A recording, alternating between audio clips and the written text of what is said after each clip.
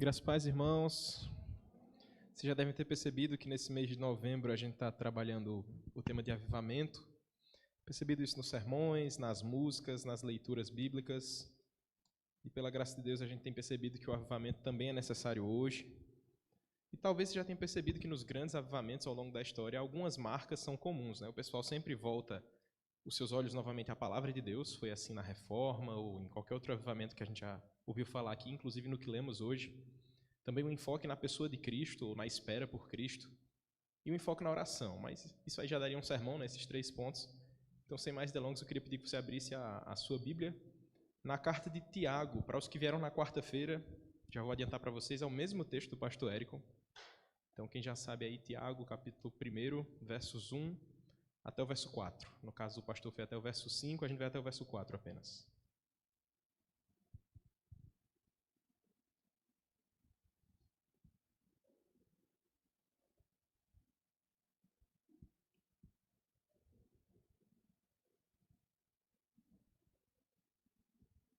Diz assim a palavra do nosso Deus. Tiago, servo de Deus e do Senhor Jesus Cristo, às 12 tribos que se encontram na dispersão, saudações. Meus irmãos, tende por motivo de toda alegria o passardes por várias provações, sabendo que a provação da vossa fé, uma vez confirmada, produz perseverança. Ora, a perseverança deve ter ação completa para que sejais perfeitos e íntegros, em nada deficientes. Vamos ter um tempo de oração? Senhor Deus, Deus Santo, Deus maravilhoso, somos o Teu povo aqui reunido, clamando que o Senhor fale ao nosso coração, que o Senhor avive o nosso coração para que possamos ouvir a Tua voz, para que possamos buscar mais o Senhor, para que possamos amar ao Senhor. Te pedimos que seja assim também nesse momento, que o Senhor fale para que nós possamos ouvir a Tua voz mediante a Tua palavra. É assim que nós te oramos em nome de Jesus. Amém.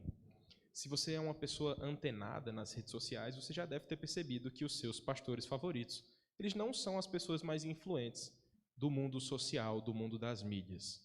Se você pegar, por exemplo, o perfil do grande pastor, o famoso pastor Hernandes Dias Lopes, ele está chegando agora na marca de 1,5 milhões de seguidores no Instagram.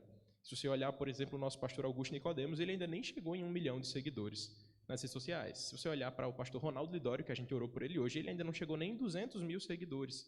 Se você olhar para o outro lado, para alguns pastores que eu não vou dizer o nome porque não é muito edificante você ir lá procurar, eles já estão com 15 milhões de seguidores, 6 milhões de seguidores, 12 milhões de seguidores.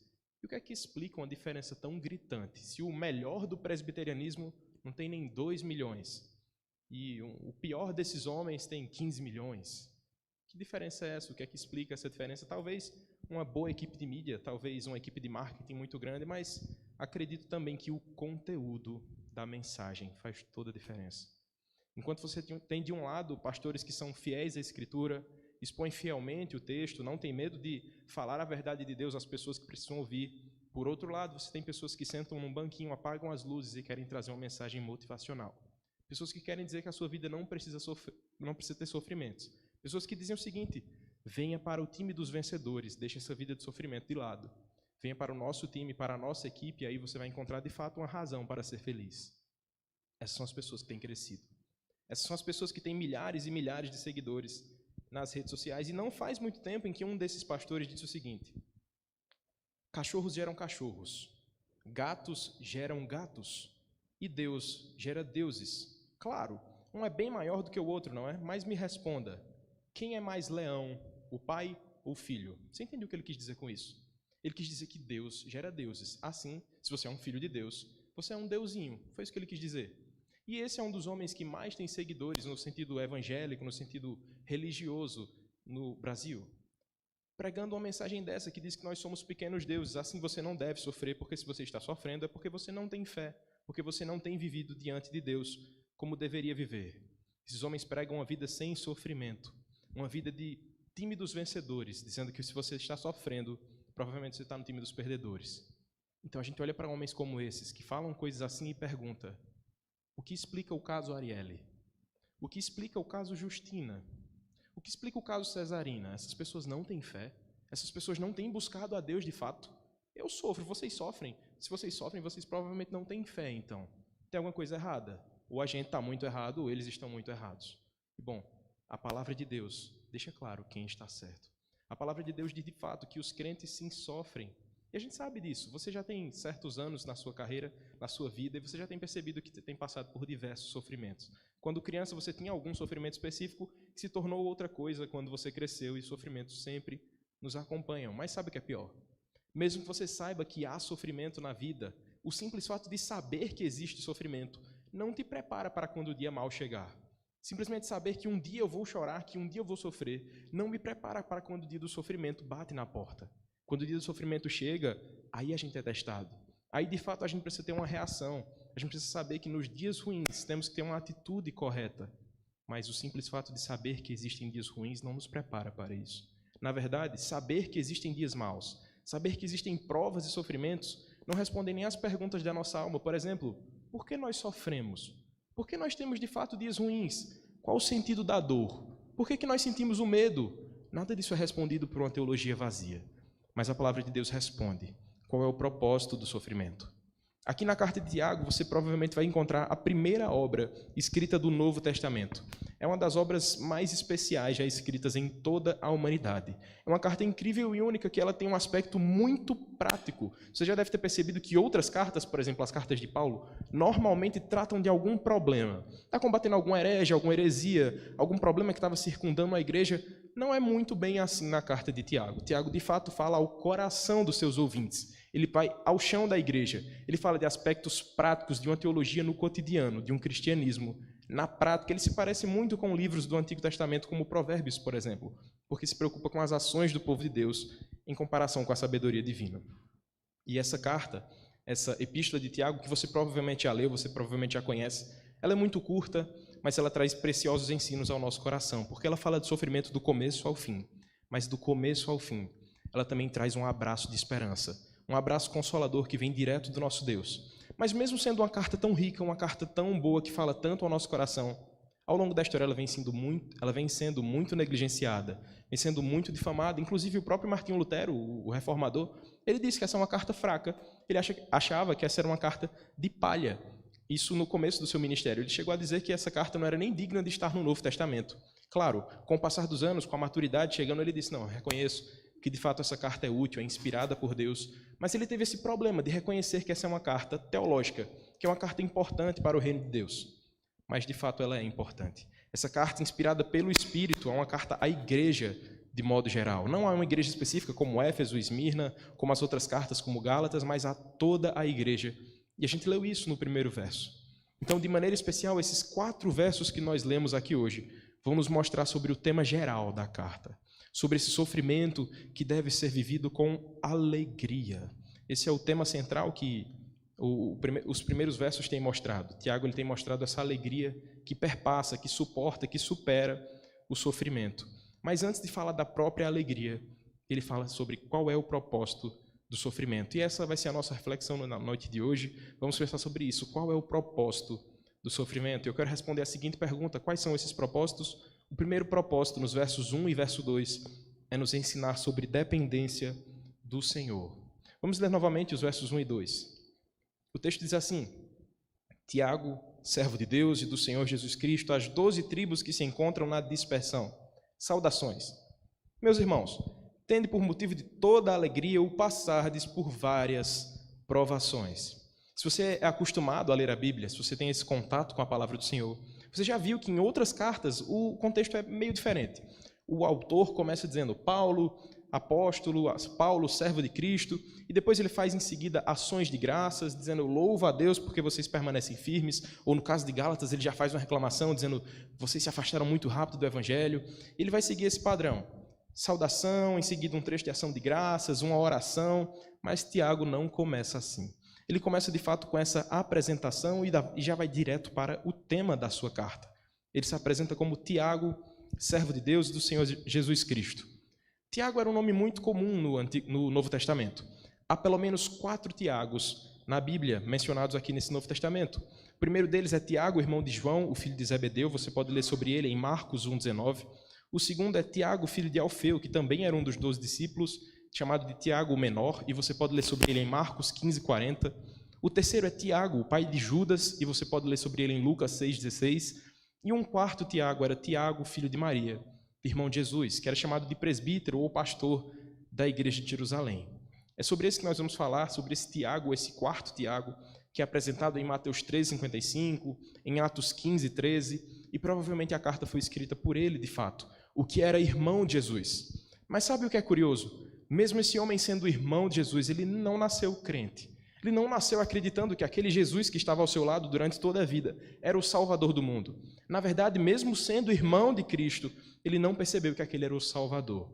João 7,5 diz: pois nem mesmo os seus irmãos criam nele. Tiago era um desses. Tiago não acreditava de fato que aquele poderia ser um homem sobrenatural, o homem Deus encarnado, o Deus que se fez carne e habitou entre nós. Tiago não foi um dos seguidores de Cristo enquanto ele esteve com eles em vida, mas de fato ele o recebeu. Ele o percebeu como Salvador quando o Senhor se revelou a ele. E esse Tiago, esse mesmo Tiago que antes havia rejeitado a Cristo, agora se torna um dos pilares da igreja de Jerusalém, junto com o apóstolo Pedro e com o próprio Paulo, sendo que nós já falamos sobre ele em outros momentos aqui na igreja. Nós, quando estudamos o texto de Atos 15:13, havia uma discussão sobre o batismo dos gentios. Será que podia aceitar gentios na igreja? Não sei se você lembra. Foram apresentados os argumentos de Tiago, foram apresentados os argumentos de Pedro, inclusive o argumento de Tiago é o argumento decisivo naquele texto. Ele encerra aquela discussão teológica dizendo assim: irmãos, atentai nas minhas palavras. É esse Tiago, que antes nem cria em Cristo e agora é um dos pilares. Um homem chamado, inclusive, por muitos, de Tiago, o Justo. Ele ficou conhecido em vida como o judeu mais piedoso que já pisou nessa terra. Olha que privilégio, aquela igreja que tinha esse homem tão reputado, tão querido e tão grandioso para a igreja. Mas sabe como ele se apresenta? Ele diz: Tiago, servo de Deus e servo de Jesus Cristo. Para nós, o termo servo não faz muito sentido mais hoje em dia. Mas para aquele tempo, para aquelas pessoas, a palavra servo tinha um sentido de escravo, de fato. Ele se coloca agora não mais como irmão de Jesus Cristo. Isso talvez trouxesse um título de grandeza, talvez fosse glorioso dizer isso: eu sou irmão de Cristo. Mas ele diz: eu sou escravo de Cristo. Eu sou escravo desse Deus. É assim que ele se apresenta e isso faz todo sentido para o que ele vai falar adiante. Ele vai começar a falar sobre sofrimentos, sobre provações e diz: eu sou escravo de Cristo. Eu sei do que vocês estão passando. Isso que ele já está deixando claro nas entrelinhas, usando esses termos. Isso, sem dúvida, já nos ensina alguma coisa. A gente não deve se apresentar como André, o maior seminarista da Igreja Presbiteriana do Catolé, porque é o único. Não faz o menor sentido. Nós somos servos de Cristo, servos e escravos desse Deus que nos chamou para o servir. E aí ele vai apresentar essa carta dizendo que ela foi escrita para as 12 tribos que se encontram na dispersão. Ele está falando das 12 tribos lá do Antigo Testamento, as tribos de Israel, que estão agora espalhadas. E por que estão espalhadas? Talvez de uma maneira muito rápida a gente diga: foi alguma perseguição. E provavelmente teve perseguição também, mas a gente não pode bater o martelo e dizer que o povo que Tiago escreveu foi espalhado por uma perseguição. Tudo indica que sim, havia o espalhamento que houve desde o martírio de Estevão, mas havia um contexto muito maior sobre isso aqui, sobre as perseguições desde o exílio da Babilônia, enfim, a igreja estava espalhada. E Tiago está escrevendo para todos aqueles que compõem as 12 tribos. Em outras palavras, ele está dizendo assim: igreja, toda a igreja, todas as pessoas de todas as tribos, toda a igreja é o alvo dessa carta. Então ele se dirige a esse povo, ao povo de Deus, que está cumprindo esse mandato do Senhor de estar espalhado em toda a terra. E a saudação dele é bem simples, bem rápida, direta. Ele faz saudações. Essa é uma saudação muito genérica, muito rápida, mas isso faz todo sentido com o que ele vai apresentar. Quando a gente olha o termo que ele utiliza aqui, depois de ter dito que ele é um escravo de Cristo, ele apresenta que, mesmo sendo escravo de Cristo, ele não está sentindo dores por isso, ele não está sofrendo por isso, ele pode apresentar a saudação ao seu povo. Então, em outras palavras, ele está dizendo assim: mesmo diante do que eu vou dizer a vocês ainda, mesmo diante de tudo que vocês vão ler nesses 4 ou 5 capítulos ao longo de toda essa carta, saudações, porque somos escravos de Deus e escravos de Cristo. É como se ele colocasse assim: essa é a base de todo o argumento. Depois disso aqui, tudo vira pequeno. Você olhou que você é um escravo, um servo de Cristo, pronto, agora se prepare para tudo o que ele vai falar, mas tenha alegria. Essa é a saudação que ele faz àqueles irmãos, àquela igreja espalhada. E eu quero te fazer uma pergunta: você conhece pessoas que são aparentemente carrancudas? Crentes que são carrancudos, que você dificilmente vê um sorriso naquele rosto? Pessoas que não têm muitas fotos sorrindo, é sempre aquele rosto meio brabo, assim, que parece que está sempre de mal com a vida. Bom, essas pessoas precisam ler novamente o livro de Tiago. Pessoas que sempre enxergam os espinhos e nunca enxergam as rosas. Pessoas que sempre enxergam o cinza e nunca enxergam as cores, que nunca enxergam os aromas nem os sabores. Essas pessoas precisam ler essa carta.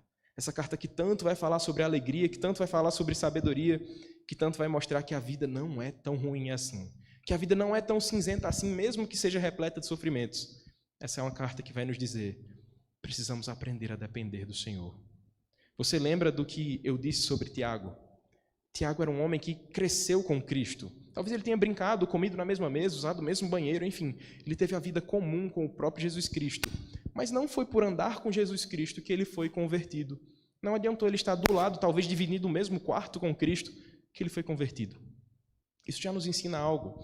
Não é pelo muito falar, não é pela nossa insistência ou pela nossa força de argumentos, mas é sempre no tempo de Deus que nós veremos aqueles queridos, talvez dentro da sua própria família, chegando ao nosso Salvador. Isso nos ensina que devemos, de fato, depender de Deus, porque é Ele quem faz a sua obra. É Ele quem chama vários Tiagos no seu tempo. Tiago, que estava do lado do Salvador e não enxergava a verdade, no tempo oportuno, no tempo escolhido por Deus, pôde perceber que aquele era Cristo. E agora ele se apresenta como esse escravo. E ele sente alegria por ser escravo de Cristo. Se você verdadeiramente é um cristão, lembre do que Tiago já está dizendo. Nós somos servos, nós somos escravos desse Deus. Se você não é um cristão, se você ainda não encontra essa escravidão feliz de servir ao Senhor com graça, com amor, com alegria e com misericórdia, você provavelmente está sendo escravo de outra coisa, escravo de outra pessoa, escravo de um falso Deus, que não vai te dar o mesmo consolo que Cristo, que não vai te dar o mesmo ânimo e a mesma alegria que você só pode encontrar em Cristo. Ele é o nosso Deus, o nosso Senhor amoroso. Mas eu te peço agora que você olhe para o verso 2. Nesse segundo verso da carta, Tiago agora começa de fato o conteúdo, não mais uma apresentação. Ele está falando sobre algo muito assustador. Algo que naturalmente faz você olhar para essa carta e dizer: esse homem está louco. O que é que ele está dizendo aqui? Ele está dizendo o seguinte: o que você esperaria naturalmente seria: meus irmãos, eu fico muito triste de saber que vocês estão sofrendo e eu oro a Deus que Ele acabe logo com o sofrimento de vocês e fiquem sabendo que no que eu puder eu vou ajudar vocês a saírem do sofrimento. É isso que a gente espera, de você saber que alguém está sofrendo. Naturalmente, a mensagem que a gente manda no WhatsApp é essa: eu vou orar para que Deus acabe com o seu sofrimento, que isso passe logo. Mas Tiago, ele não faz isso. Ele não fala isso, ele diz: meus irmãos, tende por motivo de toda alegria o passar por várias provações. Isso, aos olhos do mundo, é insano. Isso não é nem um pouco natural. Você ficar feliz por estar sendo provado, você ficar feliz por estar sofrendo. Eu estava vendo que tem umas pessoas que fizeram Enem aqui. Então vamos fazer o seguinte: vamos aumentar para o dia 3 e o dia 4 da prova do Enem. Provavelmente essas pessoas não vão ficar nem um pouco felizes. Provas não trazem alegria ao nosso coração. Ser provado, na verdade, nos traz ansiedade, nos traz medo de reprovação, nos traz uma série de sentimentos que naturalmente não são muito bons. A gente não gosta de ser provado. A gente não gosta de ser testado em alguma coisa. A gente tem que passar por essas provas, mesmo que a gente não goste. E Tiago vai falar sobre isso. Ele vai dizer: tenham toda a alegria nessas provas. O que ele está dizendo é que o comportamento, a atitude do nosso coração deve ser com toda a alegria. E o que isso não significa? Não significa que no meio das suas provas, que no meio das suas lutas, você deve sentir somente alegria. Ele não está falando isso. Isso seria muito estranho, isso seria muito frio. Se Tiago dissesse assim: olhe para o sofrimento do seu irmão e dê um sorriso. Quando ele perder um parente querido, dê um sorriso. Isso seria um pouco estranho da gente fazer, isso seria um pouco talvez até desumano. Mas o que Tiago está dizendo é que no meio do sofrimento, no meio do turbilhão de sentimentos que você vai sentir tristeza, você vai sentir raiva talvez, mas no meio desse monte de sentimentos, que a alegria seja o maior deles. Que a alegria seja aquele que é mais firme, aquele que impera o tempo inteiro. Que quando a tristeza passar, você olhe e sinta a alegria de tudo que o Senhor tem feito, tem conduzido a situação, com toda a alegria. É isso que Tiago vai dizer. Que a alegria seja a atitude mais forte do seu coração. E será que Tiago inventou isso da cabeça dele, que isso é uma ideia nova agora que ele está lançando? Certamente não. Se você olhar para outras cartas, como Filipenses, o próprio Paulo vai dizer em Filipenses 4,4: alegrai-vos sempre no Senhor, outra vez vos digo, alegrai-vos. Se você olhar para 1 Tessalonicenses 5,16, ele vai dizer: regozijai-vos sempre. Se você olhar então para o próprio Cristo, já que Paulo nem Tiago são suficientes, você olha para Cristo, ele diz assim lá em João 15:11: tenho-vos dito essas coisas para que a minha alegria esteja em vós e a vossa alegria seja completa. A palavra de Deus fala isso o tempo todo. Somos o povo que vive com alegria e nós cantamos isso aqui de diversas maneiras hoje. É uma marca do povo de Deus, viver em alegria. Mas Tiago diz: tem essa alegria durante várias provações. que em vários testes, em várias provas, você possa permanecer com essa alegria. Ele não está falando de quantidade de provações, não está falando sobre um número específico de provas que você vai enfrentar, mas ele está falando sobre diversidade. Dizendo que nos mais variados problemas da sua vida, em todos eles, em cada um deles, você encontra essa mesma alegria. Desde da criança que sofre com os problemas de uma criança, que você olha e diz, isso é besteira, mas que para você não era besteira quando você era criança, aos problemas de um adolescente, aos problemas da fase adulta, todos eles devem ser enfrentados com essa alegria. Uma alegria que vem do próprio Senhor. Das crianças aos anciãos, a mesma alegria deve permanecer. A alegria de saber que o Senhor tem conduzido, que o Senhor que nos assegura em todas as guerras, em todas as lutas, em cada deserto. Eu sei, parece muito estranho você dizer assim, obrigado, Senhor, por cada luta, obrigado, Senhor, por cada inimigo, obrigado, Senhor, por cada dificuldade que eu já passei. Na verdade, Senhor, eu quero agradecer tanto ao Senhor que eu quero que o Senhor aumente as minhas lutas, aumente os meus inimigos, para que eu possa ainda mais ficar alegre, ainda mais me regozijar no Senhor. Eu sei que isso parece maluco, e nem é isso que, na verdade, eu estou te dizendo para que você faça, mas eu estou te dizendo que você possa olhar para as suas lutas e reconhecer que o tempo todo o Senhor está conduzindo. Quando o pneu do carro fura, não foi porque Satanás mexeu no volante e Deus não conseguiu segurar o volante. Não, o pneu furou porque a providência de Deus queria que furasse naquele momento e você está sendo cuidado por Deus mesmo com o pneu furado. Quando você é demitido e perde o emprego, não foi porque Satanás empurrou Deus um pouquinho e aí ele conseguiu atrapalhar a sua vida. Não, é o seu Deus que tem conduzido você até mesmo no desemprego, até mesmo na doença dos seus filhos, em cada circunstância, em cada situação. Nunca é Deus perdendo o controle. Nunca é Satanás assumindo o controle de videogame da sua vida. Não. O Senhor sempre está vencendo. O Senhor sempre está conduzindo o seu povo. E a verdade é que crente também sofre. Crente também chora. Crente também sente vontade de desistir. Mas, acima de tudo, e diferente de todos, o crente, mesmo quando chora, quando sofre, quando não parece que tem um desejo de continuar, mesmo quando ele está no meio desse deserto, ele pode verdadeiramente louvar ao Senhor. Nenhum outro povo da terra pode fazer isso. Nenhum outro povo pode encontrar alegria em meio ao choro. Nenhum povo pode sorrir enquanto dói. Somente os cristãos. Somente o povo de Deus. Somente o povo que depende do Senhor. E eu quero que você seja muito sincero comigo. Seus problemas doem, não doem?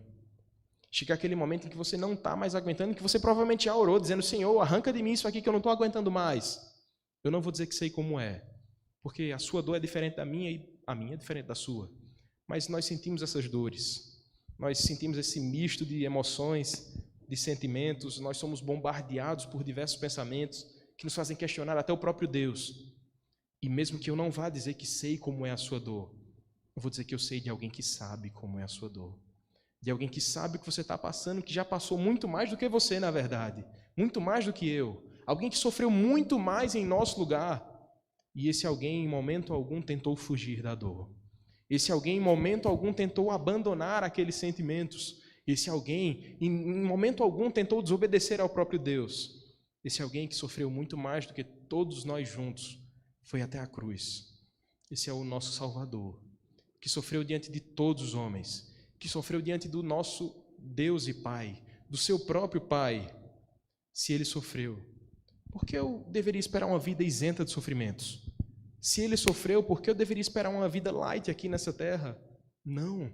Ele mesmo disse, nesse mundo vocês vão passar por diversas aflições, por muitos sofrimentos, mas tenham bom ânimo. Eu venci o mundo. Esse é o nosso Cristo, o servo sofredor. É assim que ele é conhecido.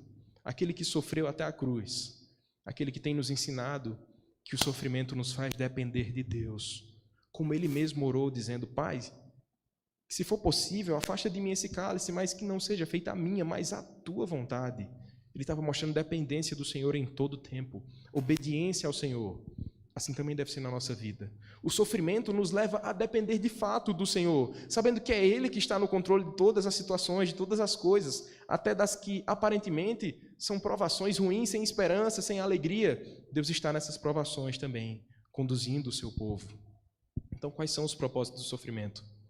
O primeiro deles é nos fazer depender do Senhor. O segundo propósito do sofrimento é amadurecer a nossa fé. Isso está aí nos versos 3 e 4, eu te convido a ler agora esse texto, que diz, sabendo que a provação da vossa fé, uma vez confirmada, produz perseverança. Ora, A perseverança deve ter ação completa para que sejais perfeitos e íntegros, em nada deficientes. Você agora provavelmente já tem certeza de que a palavra de Deus fala de diversas maneiras, que nós vamos sofrer, que nós vamos ser provados. Acho que todos os que estão aqui já foram alunos em algum momento da sua vida. Todos nós já fizemos provas e provavelmente ninguém gosta de fazer uma prova, de ser submetido a um exame. Mas, mesmo que você tenha medo de provas, mesmo que você tenha medo de reprovar na prova do Detran, são esses os meios que o Senhor tem nos colocado para que nós possamos progredir em nossas vidas. Para passar do primeiro para o segundo ano na escola, foram muitas provas feitas. Para conseguir uma CNH, você fez uma série de provas. Para conseguir um exame da OAB, você fez uma série de provas e estudou de diversas maneiras. Tudo na vida, a gente passa por diversas provas. Nessas diversas escolas que nós temos, e também não é diferente na escola do nosso Deus, na escola da fé. O Senhor já tem nos matriculado nessa escola do sofrimento para que nós possamos ser amadurecidos. Já sabemos, a prova é uma certeza. Seremos testados, mas há algo de bom nisso. Tiago vai dizer no verso 3 que sim, há uma parte boa. E essa parte boa é saber o resultado. Eu te pergunto, como é que você encara as provas da vida? Você, aluno que está às portas do Enem, que fez o Enem agora, como você se preparou para ele? Você simplesmente negligenciou e disse, eu sou filho de Deus, ele vai me dar as respostas no dia da prova. Ou então, eu simplesmente sou muito inteligente naturalmente, eu não vou perder tempo estudando, eu vou fazer com base na minha confiança própria.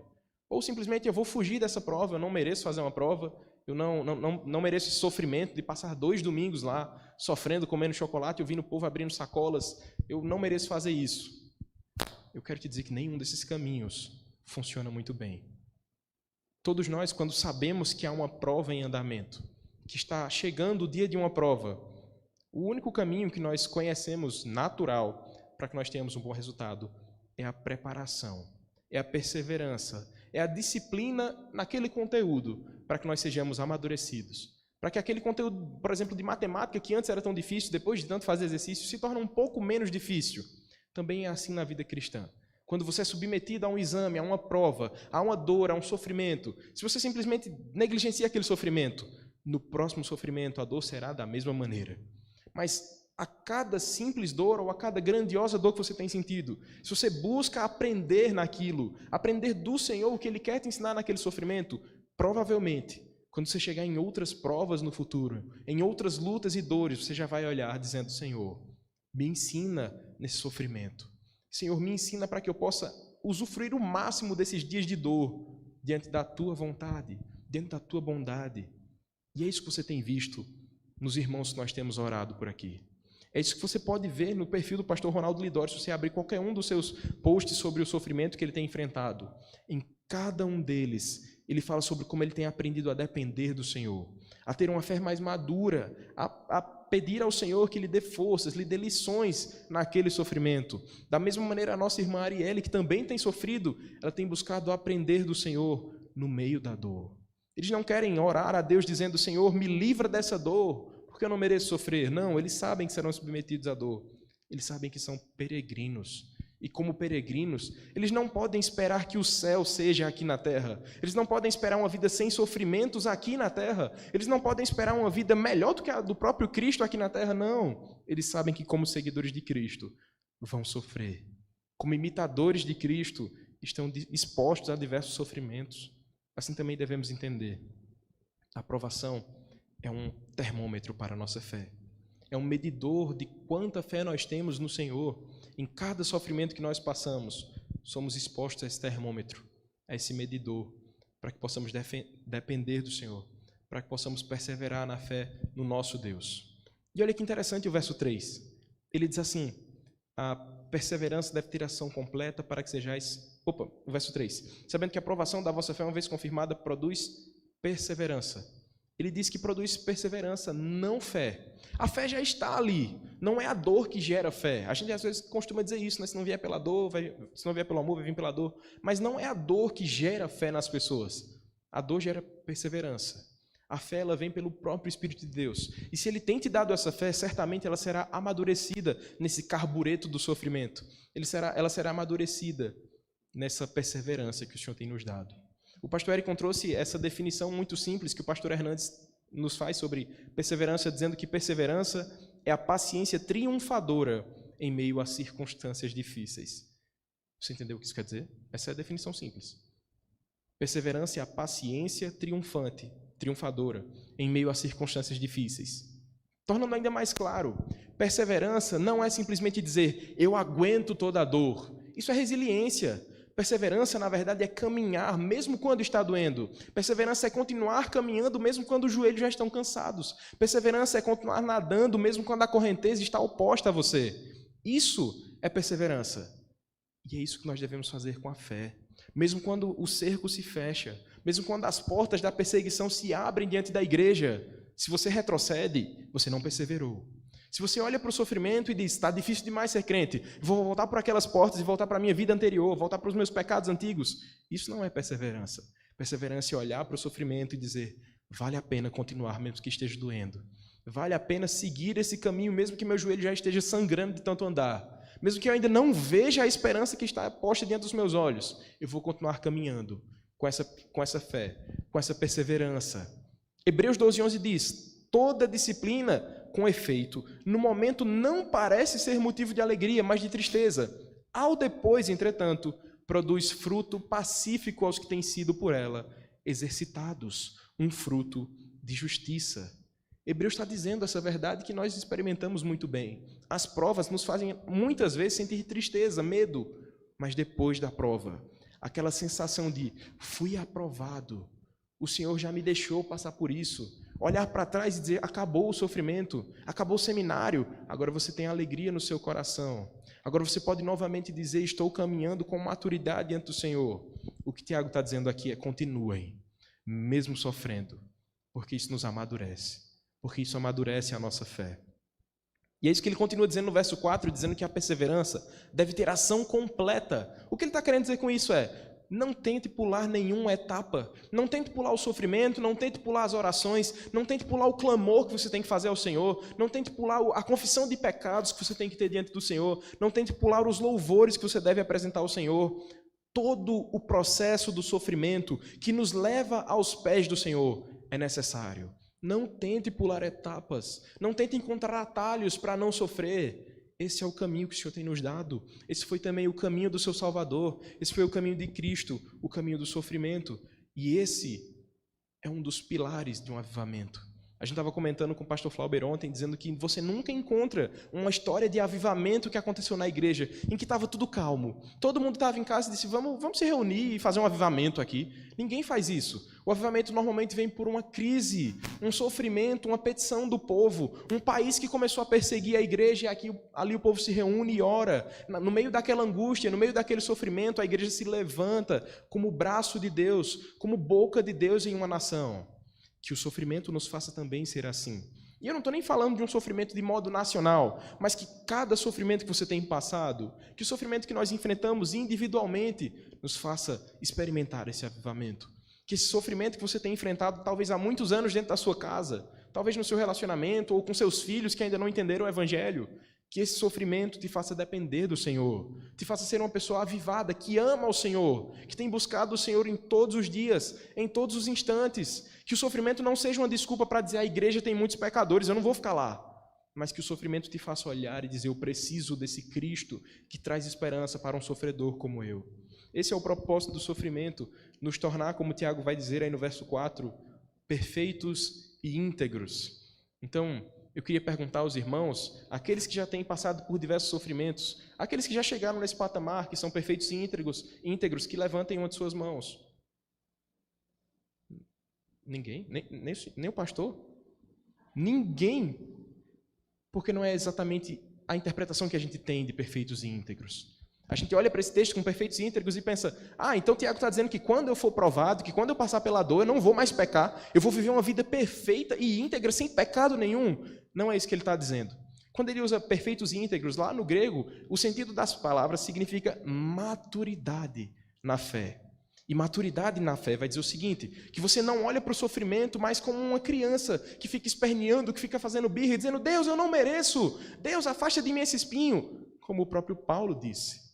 Paulo percebeu que não adiantava orar, que aquele espinho na carne tinha sido um instrumento de Deus para que ele não se gloriasse, para que ele não vivesse em vanglória.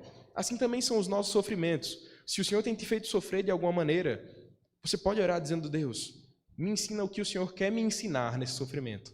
Me faz entender que nesse sofrimento o Senhor também está comigo, para que eu não fique como uma pessoa insensata, que no próximo sofrimento vou cair em desespero novamente, perder a esperança novamente.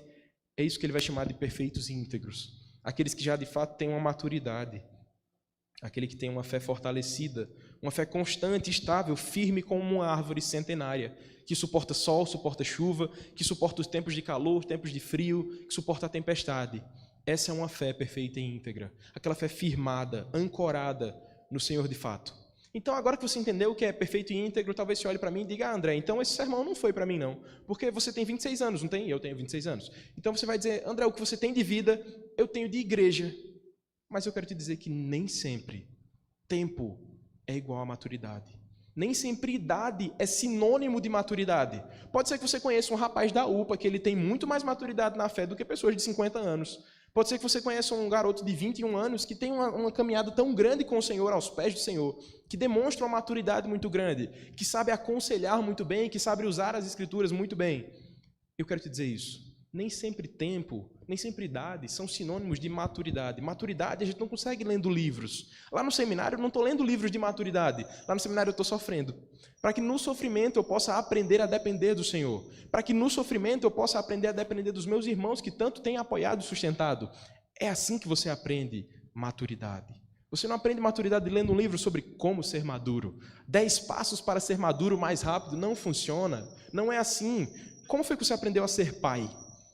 Você lê um livro cuidando dos meus filhos. Você lê um livro dizendo: assim eu vou abrir as fraldas e trocar as fraldas e colocar no descarte ali. Não é assim. Você pode até ler. Você pode até estudar o máximo que você quiser. Mas quando o filho chegar e começar a chorar, você vai esquecer dos livros. Você vai dizer: o que eu faço para esse menino parar de tanto barulho? É na paternidade que você aprende a ser pai.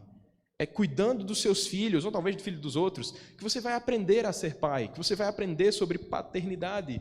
É no sofrimento que o Senhor nos ensina sobre maturidade.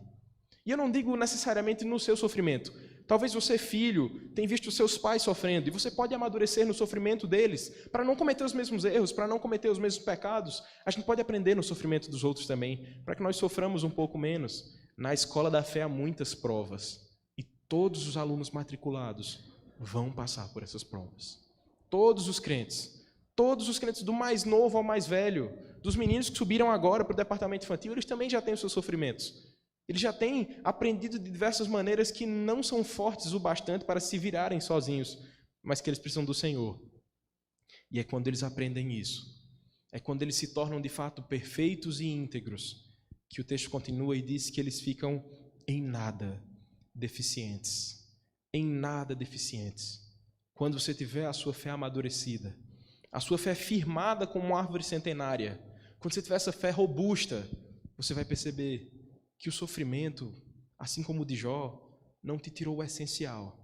Que mesmo que você perca os filhos, a esposa, os bens, o grande terreno, toda a riqueza, se você não perdeu a sua fé, se você não perdeu o seu Cristo, a provação não te tirou nada grandioso o bastante. É isso que nós temos que aprender, a ser em nada deficientes. O que isso quer dizer nas entrelinhas?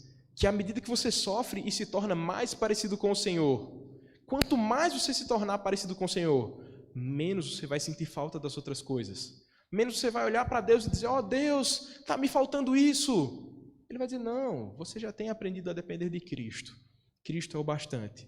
Cristo é o suficiente. A gente aprende com o próprio Cristo, que sofreu, que viveu diante de Deus, que viveu diante dos homens, que suportou todo o sofrimento. Ele sim que foi perfeito. Ele sim que foi íntegro. Ele sim que foi em nada deficiente. Ele sim que suportou todas as provas pelo seu povo, obedecendo ao Pai, se entregando numa cruz. Ele sim nos faz ser em nada deficientes. Se você tem esse Cristo, se você tem esse Deus, você não tem mais falta de nada. Você pode sentir falta de algum acessório, mas como o próprio nome já disse, é acessório. Você já tem aquilo que é fundamental. Você já tem a esperança que te faz passar pelo sofrimento. E traduzindo ou ilustrando, o que Tiago está dizendo aqui é basicamente o seguinte: você já tentou fazer exercícios? Ou pelo menos tentou começar a fazer exercícios. Vamos simplificar aqui. Você foi lá para o açude velho, e lá no açude velho você disse, eu vou dar uma volta no açude. E quando você está dando uma volta no açude, você encontra Cassandra. Aí Cassandra, no tempo que você está dando a sua meia volta, Cassandra deu 3 voltas no açude. E ela passou, oi, oi. E você, de novo, essa mulher passando tão rápido. O que é que está acontecendo aqui? Parece que o açude para ela é menor. Ou então você vai para a academia, você pensa em uma academia e diz, tá, vou começar agora a me exercitar. Você levanta seus 3 quilos ou 4 quilos, já morrendo, com as pernas tremendo, os braços que você não aguenta nem pegar o saco da feira depois em casa. E do nada entra um monstro do seu lado e levanta 35 quilos em cada braço. E você com 3 quilos morrendo. O que Tiago está dizendo aqui é o seguinte, se você olhar para as voltas do açude e disser, não dá para mim, não é para mim. Se você olhar para o peso da academia e disser, eu não vou tentar mais isso, eu não vou conseguir levantar nunca 35 quilos. Se você olhar para isso, olhar para as provações, olhar para as dificuldades e parar, de fato você nunca vai experimentar o resultado que só vem depois. Você nunca vai experimentar o resultado da fé, o resultado da nossa caminhada cristã, o encontro com Cristo, uma vida eterna. Se você para no meio do caminho, se você não encontra alegria nesse caminho, você vai sofrer. Mas se você vai aos poucos levantando 3 quilos, 4 quilos, até chegar no seu limite, se você vai tentando dar as voltas no açude, em determinado momento Cassandra só vai dar 2 voltas na sua frente. Nunca você vai conseguir ficar no mesmo nível, mas ela só vai conseguir dar 2 agora. Você vai conseguir passar por essas dificuldades com um pouco mais de tranquilidade. Não porque você é super-homem ou super-mulher, mas porque você encontrou uma esperança que te dá alegria para caminhar em voltas do açude e fazer todos os exercícios, que te dá alegria para enfrentar todos os sofrimentos. Esse é o nosso Deus, que tem tirado esse medo, tirado esse desânimo das provas. Esse é o nosso Deus que não nos deixa desistir, mas que na verdade nos faz descansar. Sabe por quê? Porque Ele olhou para os pesos. Ele olhou para o tamanho do açude, e mesmo que fosse cansativo ou muito pesado, ele disse, eu vou pelo meu povo, eu vou pelo meu Pai que mandou que eu fosse, eu vou obedecer e vou dar tantas voltas quanto forem necessárias. E eu não estou falando do açude, eu estou falando da cruz. Ele foi de fato até as últimas consequências pelo seu povo. Mesmo que ele tenha suado sangue de sentir a dor do abandono, ele não abandonou o seu povo. Ele se entregou para que o seu povo fosse lapidado, aperfeiçoado, para que o seu povo fosse fortalecido nele, para que o seu povo fosse mais maduro e mais parecido com ele. É por causa desse Cristo que não nos abandona, que você não vai abandonar a caminhada. É por causa desse Cristo que perseverou e persevera por você, que você pode ter certeza da chegada na linha final dessa corrida, mesmo que cheios de ferimentos e cansados, mesmo que com os joelhos já cambaleando, mesmo que sem fôlego nos pulmões, a gente chega lá por causa dele. A gente acaba essa grande maratona da vida porque ele nos mantém de pé, porque ele persevera por nós. Esse é o nosso Deus que nos torna perfeitos e íntegros, em nada deficientes. E diante disso eu quero te dar 3 desafios. Não podia ser tão fácil assim, não podia ser simplesmente motivacional. Eu tenho que te dar 3 desafios.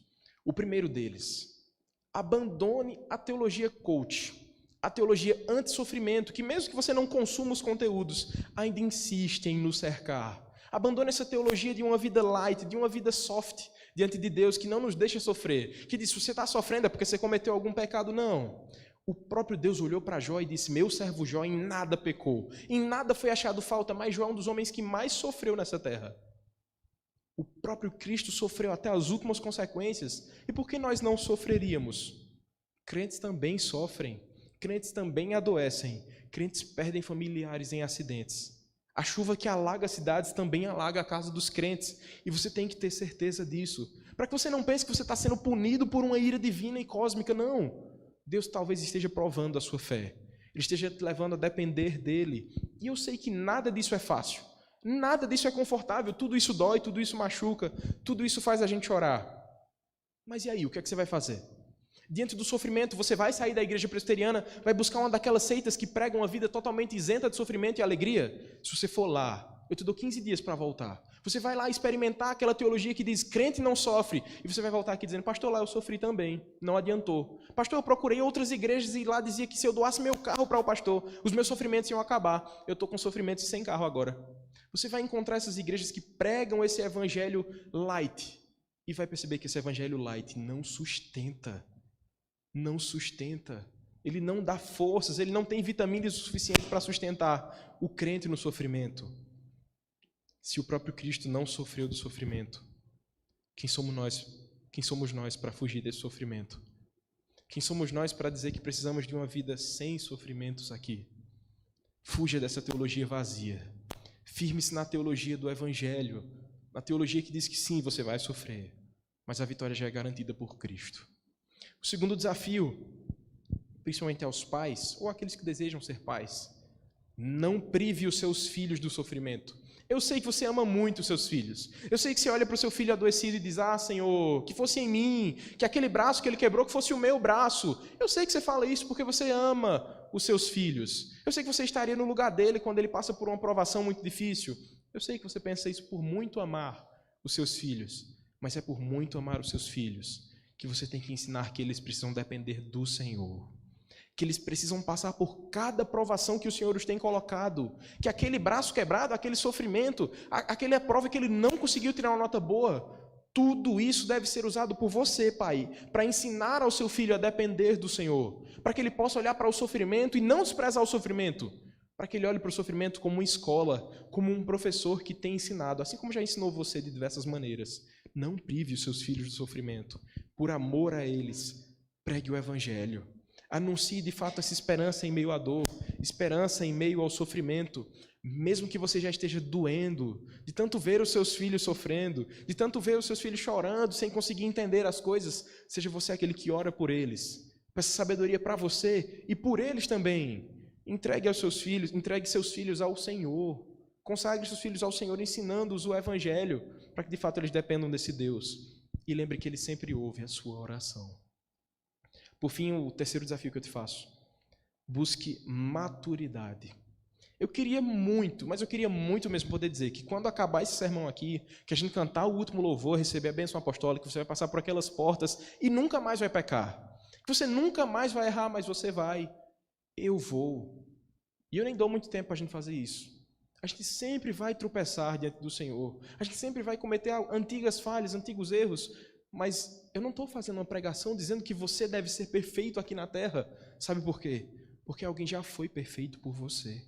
Alguém já foi perfeito e cumpriu perfeitamente a lei diante de Deus, diante dos homens. Então você não deve mais viver de maneira perfeita. Embora você deva buscar essa maturidade, deva buscar essa santificação, essa perfeição, Ele cumpriu por você. Não é pela sua perfeita obediência que você é aceito por Deus, mas é pela perfeita obediência de Cristo que você é aceito diante de Deus. Por isso, busque a maturidade, para que você continue na caminhada olhando para a cruz, olhando para Cristo e possa sorrir em meio ao sofrimento, que você possa encontrar essa alegria quando as lágrimas caem também. E eu concluo dizendo que a solução para as nossas lágrimas, para o nosso sofrimento, jamais será uma teologia leve, uma teologia barata e coach que diz que nós não devemos sofrer, com mensagens de autoajuda, mensagens motivacionais que arrastam multidões nas redes sociais. Não. A solução é a mesma que Tiago estava anunciando. Olhar para esse Deus, se colocar como um servo de Cristo, como um escravo de Deus, um escravo de Cristo, sabendo que esse Deus sabe o que é melhor para nós, sabendo que esse Deus é o Senhor, o nosso pastor, que nada nos faltará enquanto dependermos dele, que Cristo supriu tudo, que Cristo saciou todas as nossas necessidades. A verdadeira alegria só vem quando percebemos que Deus é quem está por trás da aprovação. Deus é quem está no controle de cada situação. Em cada dor que você sente, Deus está trabalhando para o nosso bem. Vamos orar? Santo Deus, amado Pai, nós te damos graças porque o Senhor não despreza o nosso sofrimento. O Senhor não despreza as nossas lágrimas. O Senhor colhe o nosso choro, o nosso pranto. Quando nós pensamos que somente o travesseiro tem colhido as nossas lágrimas, o Senhor tem visto cada uma delas. Pai, te pedimos que o Senhor abençoe o seu povo, para que em meio ao sofrimento, em meio às lutas, em meio às dificuldades, nós possamos encontrar a alegria, nós possamos viver com esperança, com perseverança, com fé, para que sejamos perfeitos e íntegros, para que não tenhamos deficiência em nada, para que possamos encontrar Cristo em cada situação das nossas vidas. Pai, nos ajuda a não buscar esses evangelhos baratos, adulterados que podemos encontrar pela internet por aí. Nos ajuda a viver firmados no precioso evangelho. Pai, ajuda-nos a ensinar nossos filhos, nossos sobrinhos, nossos primos, nossos familiares, que o sofrimento também vem do Senhor, que o sofrimento também é instrumento Teu para o nosso crescimento. Te pedimos que o Senhor nos amadureça na fé, que nós possamos ter uma fé enraizada, firmada, como uma árvore frondosa que frutifica diante do Senhor, para que possamos colher os frutos dessa fé madura, para que no final de todas as provações, que no último suspiro de nossas vidas, possamos colher o resultado diante do Senhor, possamos chegar às mansões celestiais diante do Senhor, encontrar com o nosso Senhor e Salvador Jesus Cristo. Te pedimos isso porque o Senhor é bondoso, porque o Senhor é misericordioso e todas as coisas cooperam para o bem daqueles que amam ao Senhor. Te pedimos isso em nome de Jesus. Amém.